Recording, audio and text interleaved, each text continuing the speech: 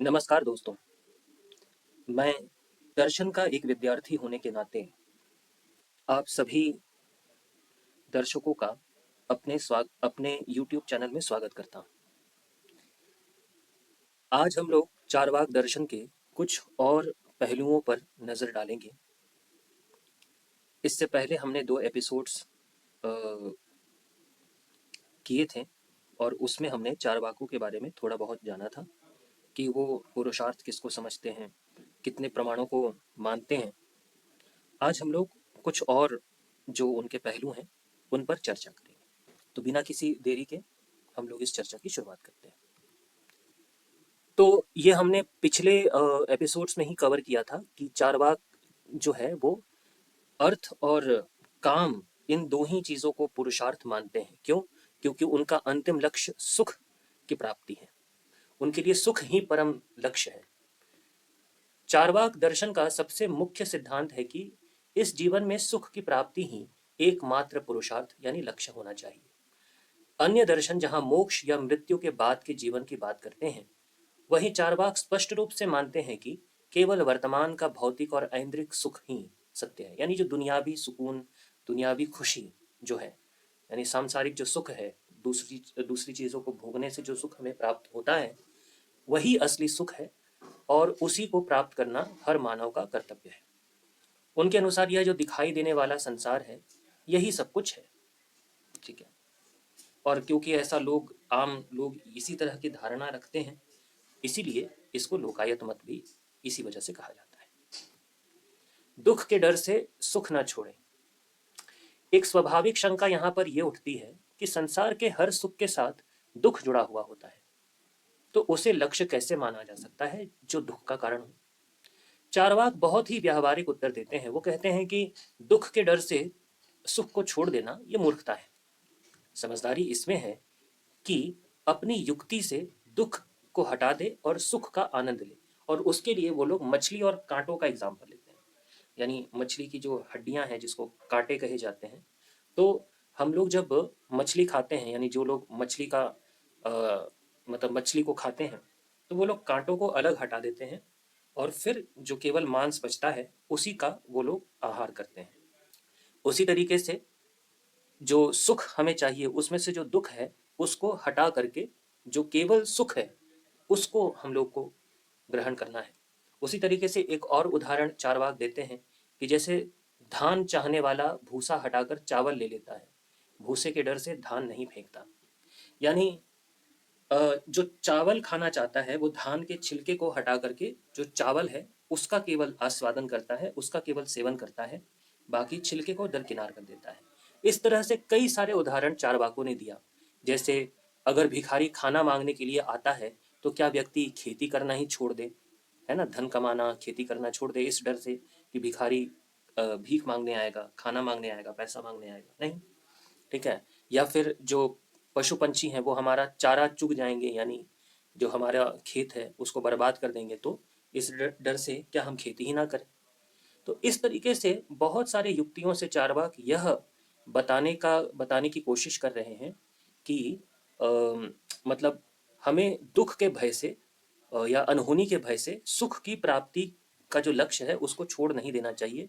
ऐसा करने वाला व्यक्ति मूर्ख है उनकी नजरों में। उनका एक बहुत ही फेमस कोट है, वो यहाँ पे लिखा हुआ है कि अग्निहोत्रम त्रयो वेदास त्रिदंडम भस्म गुंठनम बुद्धि पौरुष हीनानाम जीविकेति बृहस्पति।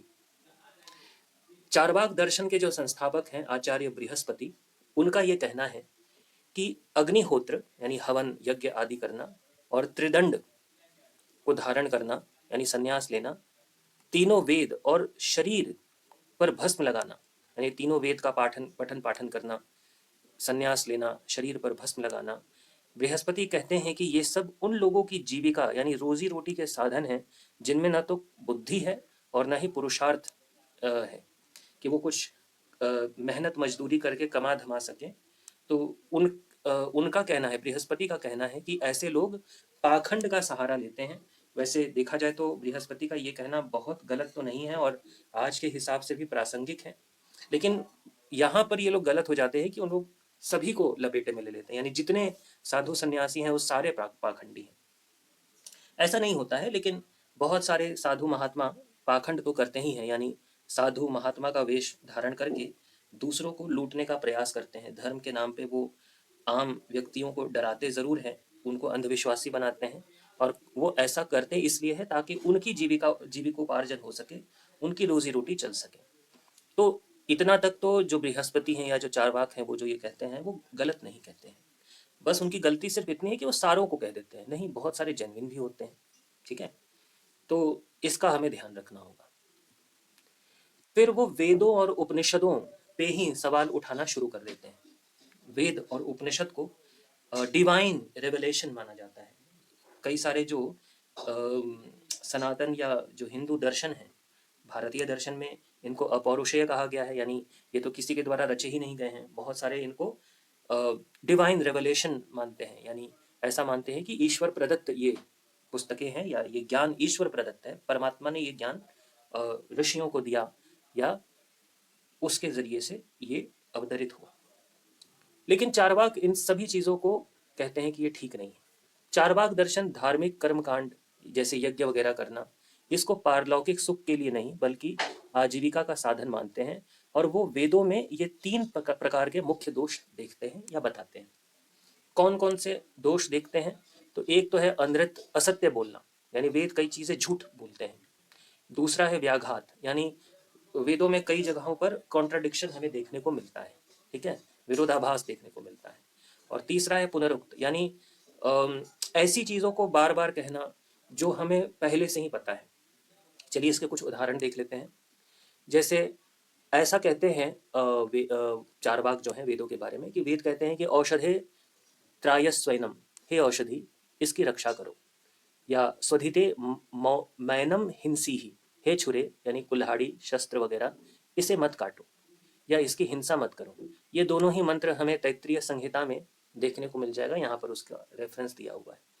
तो इससे चारवाक ये कह रहे हैं कि ये दोनों चीजें यानी औषधि और जो छुरा है ये तो निर्जीव वस्तुएं हैं, उसको सजीव की तरह उनसे ऐसे बात करना कि मानो वो सजीव हैं, ये झूठ है। यानी निर्जीव को सजीव की तरह व्यवहार करना ये झूठा आडंबर है केवल। फिर अन्नम ब्रह्मेति व्यजानात, उसने तपस्या करके यह जाना कि अन्न भौतिक पदार्थ या मैटर ही ब्रह्म है।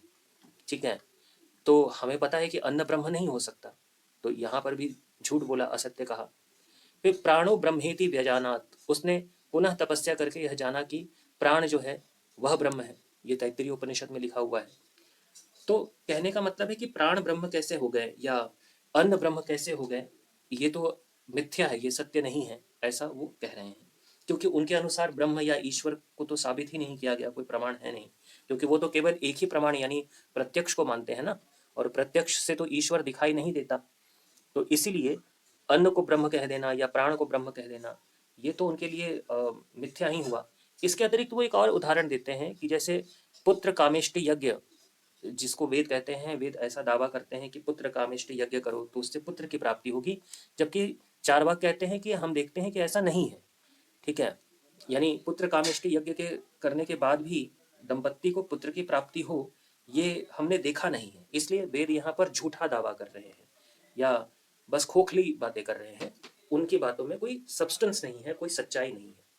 फिर व्याघात, विरोधाभास की बातें हैं लिखी हुई, कॉन्ट्रडिक्शन है। कॉन्ट्रडिक्शन जिन लोगों को नहीं पता उनको मैं बताता चलूँ, जैसे कोई व्यक्ति 2 स्टेटमेंट बोले और दोनों आपस में जब टकराए तो उसको विरोधाभास या कॉन्ट्रडिक्शन कहते हैं। जैसे मैं यदि कहूँ कि मैंने भरपेट खाना खा लिया और फिर मैं कहूँ पर मुझे बहुत जोरों की भूख लगी है, तो ये कॉन्ट्रडिक्शन है। यानी अगर मैंने पेट भर के खाना खाया है तो मुझे भूख नहीं लगनी चाहिए, क्योंकि मैंने बाय डेफिनेशन पेट भर के खाना खाया है। ठीक है, लेकिन इसके बावजूद मैं कह रहा हूँ कि मुझे बहुत जोरों की भूख लगी है, तो या तो मैंने पेट भर के खाना नहीं खाया या खाना ही नहीं खाया, इसी वजह से मुझे भूख लगी है। और अगर मैंने पेट भर के खाना खा लिया है तो फिर मैं ये जो कह रहा हूँ कि भूख लगी है ये झूठ बोल रहा हूँ। यानी दो में से कोई एक चीज सच होगी, दोनों चीजें सच नहीं हो सकती।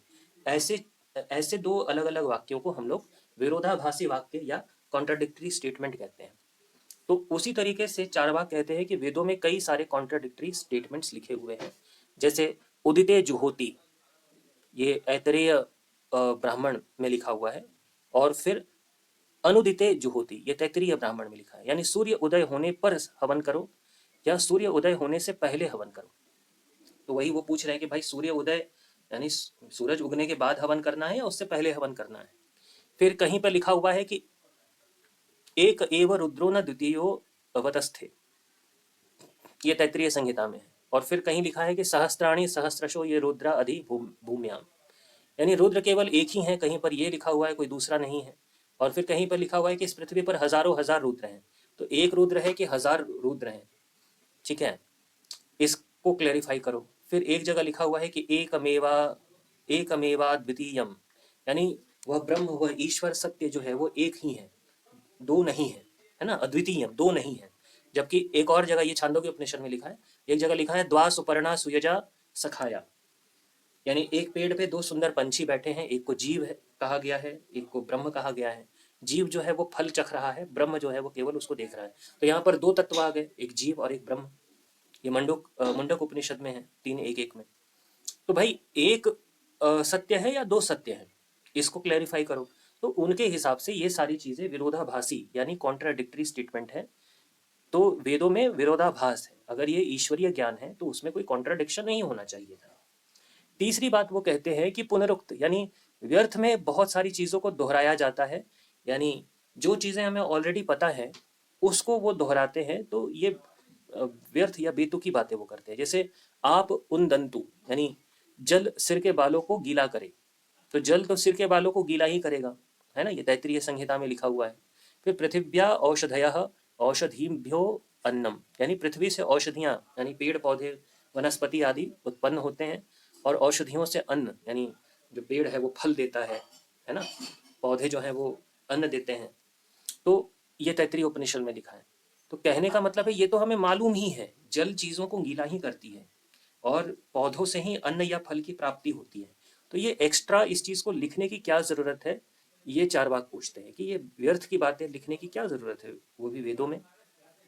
तो जब स्वर्ग नरक आदि नहीं है तो चारवाकों के लिए नरक क्या है, तो उनके हिसाब से पुराणों में वर्णित कुंभीपाक आदि जो नरक कहे गए हैं उस जैसा कोई नरक नहीं है, या उनके बाद नहीं मरता है। उनका कहना है कि किसने देखा है मरने के बाद कौन कहाँ जाता है। इस दुनिया में सांसारिक या भौतिक कारणों से होने वाला जो कष्ट है और दुख ही असली नरक है, यानी हमें इस दुनिया में जो पीड़ा या कष्ट पहुंचता है वही नरक के समान है। इस दुनिया में ईश्वर फिर कौन है, तो दुनिया को बनाने वाला कोई अदृश्य ईश्वर नहीं है, क्योंकि वो प्रत्यक्ष प्रमाण से सिद्ध नहीं है, तो उसको ये लोग नहीं मानते। समाज में न्याय और व्यवस्था बनाए रखने वाला जो राजा है या जो प्रशासन है, इसी को परमेश्वर कहा गया है उनके अनुसार। और मोक्ष क्या है, तो जन्म जन्म मरण के चक्र से मुक्ति जैसी कोई चीज नहीं है। देहच्छेद यानी शरीर के नष्ट हो जाने पर या शरीर के मरने पर जो है उसको ही मुक्ति या मोक्ष कहते हैं। पुनर्जन्म उसके बाद नहीं होता है, यानी वो कहते हैं ना पुनरागमनम कुतः, पुनरागमन कहाँ हुआ, किसने देखा होते हुए, इसका भी कोई प्रमाण नहीं है। तो मोक्ष वो शरीर के नष्ट होने को ही मानते हैं। फिर उनका एक बहुत ही फेमस सा सिद्धांत है देहात्मवाद, यानी मैं और शरीर दो अलग अलग चीजें नहीं है, मैं ही यह शरीर हूँ, आई एम दिस बॉडी, ऐसा वो कहते हैं। तो चारवाक का सबसे क्रांतिकारी सिद्धांत है देहात्मवाद। उनके अनुसार चेतना और शरीर के तत्वों यानी पृथ्वी जल अग्नि वायु के मिलने से ही उत्पन्न होती है, अलग से कोई आत्मा नहीं है। यानी शरीर और आत्मा दो अलग अलग चीजें नहीं है, एक ही चीज है, शरीर ही आत्मा है, यानी मैं ही यह शरीर हूँ। अब इसमें कुछ लोग कहते हैं कि मैं मोटा हूं या मैं दुबला हूं, यहाँ मैं आत्मा और मोटा शरीर का गुण एक ही आधार पर है, इससे सिद्ध होता है कि शरीर ही चेतना। यानी हम लोग इस वाक्य को कहते हैं ना, मैं काला हूं, मैं गोरा हूं, मैं नाटा हूं, मैं मोटा हूं, मैं लंबा हूं, इत्यादि वाक्य जब हम लोग कहते हैं या मैं सुखी हूं या मैं दुखी हूं, तो ये जो मैं है ये शरीर को ही तो रेफर किया जा रहा है ना, कि मैं यानी यह शरीर सुखी है, यह शरीर दुखी है, तो मैं भी सुखी हूं, मैं भी दुखी हूं। तो शरीर और आत्मा को एक मानने से ही ये सारी वाक्य जो है वो ठीक से सिद्ध होती है। यदि हम शरीर और आत्मा को अलग अलग माने तो फिर मोटा कौन है और मैं कौन हूँ, इसको फिर साबित करने में बड़ा प्रॉब्लम होगा। इसलिए वो कहते हैं कि देह ही आत्मा है, यानी हमारा जो स्वभाव या हमारा जो अस्तित्व है वह देह से ही है। लेकिन इस पर जो चारवाक के विरोधी हैं वो प्रश्न करते हैं कि यदि शरीर ही मैं हूँ तो लोग मेरा शरीर क्यों कहते हैं, क्या इससे तो अलग अलग चीजें साबित नहीं होती। यानी अगर मैं ही यह शरीर हूं तो फिर लोग ये क्यों कहते हैं कि मेरा यह मेरा शरीर है, ठीक है, ये मेरे हाथ हैं, ये मेरे पाँव हैं, ये मेरा सिर है और ये मेरा शरीर है। तो इससे तो मैं और मेरा जो शरीर है वो अलग अलग चीज़ें हो गई। तो इस पर चार्वाक उत्तर देते हैं कि केवल ये भाषा का एक औपचारिक या अलंकारिक जो है वो प्रयोग है। जैसे पौराणिक कथाओं में राहु का केवल सिर ही है, धड़ नहीं, फिर भी लोग राहु का सिर कहते हैं, जबकि राहु और सिर एक ही है। उसी प्रकार शरीर और आत्मा एक होने पर भी व्यवहार के लिए मेरा शरीर ऐसा कहा जाता है। तो कहने का मतलब ये है कि क्योंकि राहु, जैसे राहु का यहाँ पर उदाहरण दिया गया है कि राहु का केवल सिर ही है ना, उसके उसका जो बाकी का बॉडी पार्ट है वो नहीं है। वो मोहिनी के रूप में श्री विष्णु ने वो किया था ना, वो कहानी है पूरी समुद्र मंथन की, तो उसमें राहु का सिर काट दिया था। तो इसीलिए उसका केवल सिर है। तो राहु का सिर और राहु दो अलग अलग चीजें नहीं है, वो एक ही चीज है। लेकिन व्यवहार के लिए भाषा की इस तरह से डेवलपमेंट हुई है, इस तरह से उसका विकास हुआ है कि हम लोग औपचारिक या अलंकारिक रूप से ये कह देते हैं कि राहु का सिर, हालांकि राहु और उसका सिर अलग नहीं है। उसीलिए कभी उसी तरीके से कभी कभी हम लोग अपने मैं मतलब मेरा शरीर ऐसा हम लोग कह देते हैं, लेकिन मैं और मेरा जो शरीर है वो अलग अलग नहीं है, ऐसा चारवाकों का कहना है। तो इस पूरे दर्शन का निष्कर्ष यही है कि एक शुद्ध भौतिकवादी मतलब चारवाक जो है वो एक विचारधारा है। हमें सिखाता है कि अज्ञात भविष्य या काल्पनिक पारलौकिक भय के कारण वर्तमान के प्रत्यक्ष जीवन और सुखों की उपेक्षा नहीं करनी चाहिए। ज्ञान का स्रोत प्रत्यक्ष अनुभव है और जीवन का लक्ष्य अपनी समझदारी से दुखों का कम करते हुए इस भौतिक संसार में सुखपूर्वक जीना है। तो चारवाकों से हमें बहुत कुछ सीखने को मिलता है। सबसे पहली बात तो हमें ये सीखना चाहिए कि अंधा विश्वास किसी चीज़ पर ना करें हम लोग, है ना। हम लोग अपने क्रिटिकल थिंकिंग, अपने रैशनैलिटी को मेंटेन करें, सवाल करें, है ना, चाहे वो धार्मिक किताबें हो या कोई हो। चारवाकों ने प्रश्न तो किया था धार्मिक पुस्तकों पर, उन्होंने आक्षेप लगाए थे। तो प्रश्न करना हमें नहीं छोड़ना है, प्रश्न करें, है ना, और तर्कों के साथ और एविडेंसेस के बेसिस पर ही हम लोग चीज़ों पर विश्वास करें या किसी चीज़ को माने। ऐसे ही हवा में किसी चीज़ को मानने से क्या लाभ है कि नहीं। कोई चीज़ अगर सच है तो उसका कोई प्रमाण, कोई सबूत तो होगा। यदि वो प्रमाण नहीं देते, यानी कोई चीज़ है, कोई विचारधारा है, उसमें कुछ है जैसे स्वर्ग नरक, तो उसका कोई प्रमाण नहीं है, तो जिस चीज़ का कोई प्रमाण ना हो उस पर विश्वास करके क्या लाभ। ऐसे तो हर चीज़ पर विश्वास किया जा सकता है, यदि प्रमाण ना हो तो उस पर विश्वास कर लेना ये तो समझदारी नहीं है। तो चारवाकों का यही कहना था और वो काफ़ी हद तक सही भी कह रहे थे। हालांकि वो ओवर जनरलाइजेशन का शिकार हो गए, उन्होंने सभी को लपेटे में ले लिया, सारे उन्होंने वो नहीं किया, इसमें और ज़्यादा गहराई से उन्होंने विचार नहीं किया। वो ओवर सिंप्लीफाई, ओवर जनरलाइज करके उन्होंने बातें की जो कि ठीक नहीं है, वरना ऊपर ऊपर से देखने पर दिखता है कि वो ठीक है। फिर उन्होंने जो एक बात कही है वो भी ठीक नहीं है, हमें सांसारिक भोगों को भोगना चाहिए, ऐसा नहीं है कि नहीं भोगना चाहिए, ठीक है, लेकिन अति सर्वत्र वर्जयेत।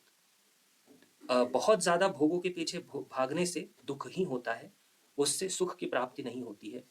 तो ये चारवाक जो है यहाँ पर वो गलत बात कर रहे हैं, है ना। बहुत ज़्यादा भोगों को भोगने के पीछे व्यक्ति दुखी ही होता है, सुखी नहीं होता है।